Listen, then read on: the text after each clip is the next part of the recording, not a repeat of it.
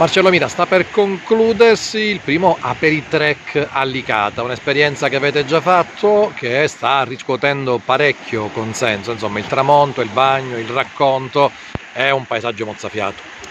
Sì, le temperature si sono alzate, quindi per questo mese di giugno abbiamo deciso di fare queste passeggiate nel tardo pomeriggio in modo tale da poter approfittare delle ore più fresche e poter concludere le passeggiate con un aperitivo condiviso tra i vari soci per poi terminare il percorso con le torce, quindi un percorso da fare durante le ore notturne sotto le stelle. Oggi abbiamo fatto questa bella passeggiata da Marianella Balatazza sui luoghi dello sbarco degli alleati, i soci hanno avuto la possibilità pure di entrare in un bunker, ce ne sono diversi lungo la nostra costa, ma questo è uno dei più belli e uno dei più facilmente accessibili. Fagliela fare a